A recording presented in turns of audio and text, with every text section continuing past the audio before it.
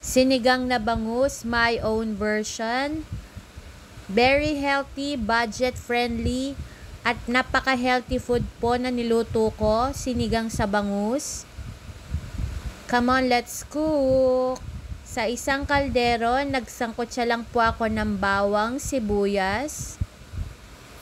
At nang lumabas na po yung aroma ng bawang, sibuyas, isinunod ko na agad yung kamatis. Niluto ko lang po pati ang kamatis hanggang sa lumambot. And then, nilagyan ko na po siya ng konting tubig.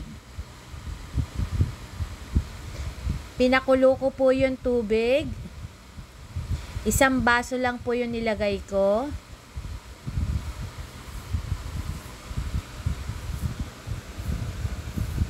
Tinimplahan ko rin po siya ng mga pampalasa, konting garlic powder and pepper.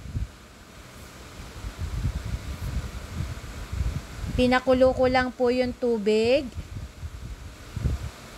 And then, maya-maya po, isinunod ko na agad ilagay yung 2 pirasong gabi para lumapot po yung sabaw at maging sinigang na sinigang.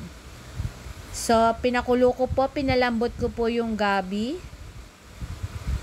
And then, isinunod ko na agad yung bangus. Isang buong bangus po, pinahati ko sa 5.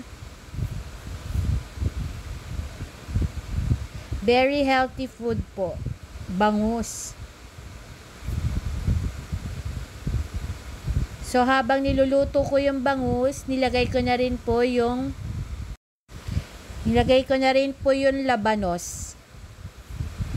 Para sabay po siyang lalambot ng gabi at pagkaluto ng bangus. Meron din po ako nilagay na okra. At 3 siling green para may kagat. At ang hindi mawawala po, sinigang sa sampalok mix, nor original po. Konti lang po, napakaasim na niya, tunay na sampalok.